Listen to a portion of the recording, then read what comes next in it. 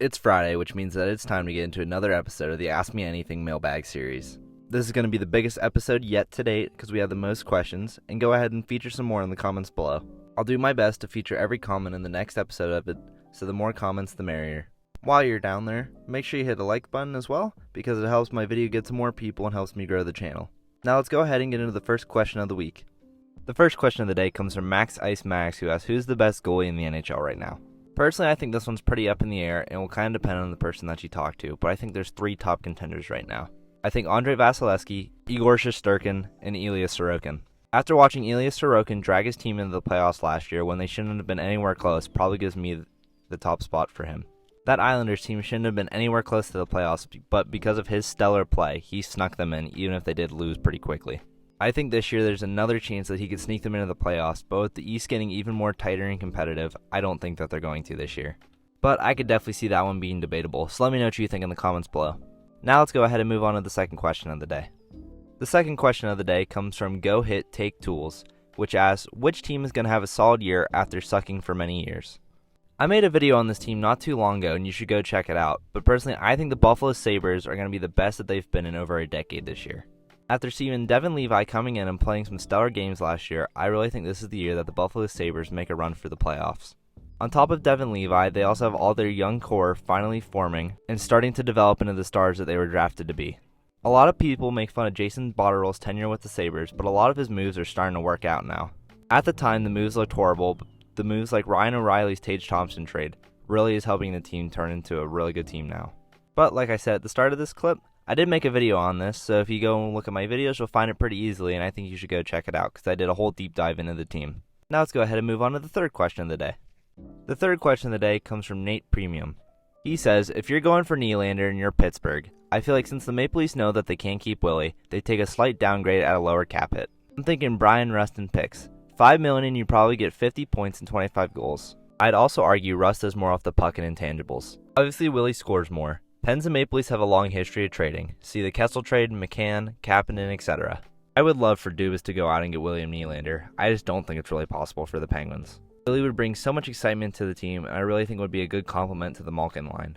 The issue with it, though, is Brian Rust is much older than William Nylander, and his contract's not going to look good in a couple of years, so I doubt the Maple Leafs would want to take it on.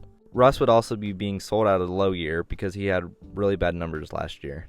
The only way I could see this being possible is maybe the Penguins threw in a bunch of picks, but I highly doubt that. The issue with it too is Willie would probably be a rental for the Penguins because the Penguins wouldn't be able to re-sign him either. The only way that they'd be able to re-sign him is if he took a discount for Dubas or to just be on a good team. But if he's going to take a discount, why wouldn't he just stay on the Maple Leafs because they have a much younger core? Could potentially be out the door, but I highly doubt that it'd be for William Nylander. It would be really hard to swing for the Penguins. The next question comes from Max is a Nerd, and he asks, Hellebuyck or Gibson? Now I'm going to answer this question in a couple different ways. If we're talking about overall, I would definitely want Connor Hellebuyck. Hellebuyck's been absolutely insane the past couple years, dragging the Jets into contention when they shouldn't have been at all. John Gibson's coming off a couple down years with the Anaheim Ducks, but the team in front of him have also been horrible, so I don't blame him entirely for that. But overall, I think Connor Hellebuyck's the more accomplished player, and with overall skill, I do think he's better. But if we're talking about who I'd want for the Penguins more, it would honestly probably be John Gibson. For those of you who don't know, John Gibson is local to Pittsburgh, and I think it would be a really good coming home story for him. Maybe it's just me, but I love when people play for their home team. That's why I wanted the Penguins to go out and get people like JT Miller and Brandon Saad whenever he was a free agent a couple years ago, because he was really rumored to be a Penguin, and I think he would have been a good fit. Same thing with Vinny Trocheck last year. Gibson might not be as good as Connor Hellebuyck, but the fanboy in me just wants to see him play in a Penguin uniform at least once. I think it would also be a really special moment for him and his family too, just to be able to play in front of his friends and family in the home arena. The next question once again comes from Max Ice Max, and he asks, did you or do you play any kind of hockey yourself? This one's going to be a little bit shorter because I'm not going to get into it too much, but when I was younger I had a head surgery, so I was not able to play contact sports growing up. But because of that surgery, it led to a lot more time with my brother, and my brother is what really got me into the sport of hockey, and I've loved watching it ever since. The only type of formal hockey I've ever played was just in gym class, but I really do love the sport overall. On top of being a fan, I've also turned into a really big autograph collector, and that's something that I really love doing. I can't wait to take it into my later years. Hockey memorabilia is just something I love collecting, and I really hope that that love continues to grow for many years. Max Ice Max also asked, will the Pittsburgh Penguins be cup contenders next season? I think this is also kind of a loaded question, because I don't see the Penguins even being in the top 2 slots in the Metro. They're not better than the Carolina Hurricanes or the New Jersey Devils, which are teams that are both younger than them and just better overall. But I do see the Penguins potentially fighting for that 3rd spot in the Metro, and I do see them getting into the playoffs this year. Once they're into the playoffs, though, I think all bets are off. Because the stars on the team have to know that this is going to be one of their last chance ever to win the Stanley Cup, and I think that they're going to play their hearts out.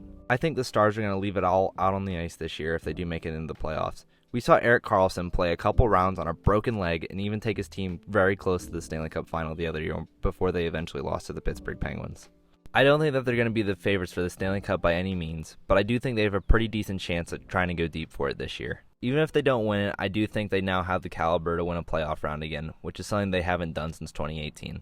I'm still really excited for this puck drop that's coming up within the next month, and I can't wait. Let me know what you guys think in the comments below, though. This is the most questions I've ever been answered on an episode of this series, and I love to see that the series is growing with new people. Thank you to everyone that asked a question, and be sure to leave more in the comments below to be featured on next week's episode, because I'm going to start doing these on every Friday. While you're leaving your comment though, make sure you hit that like and subscribe button because it really helps me get the channel out to people and really helps get these videos out to people so we get more questions asked every week.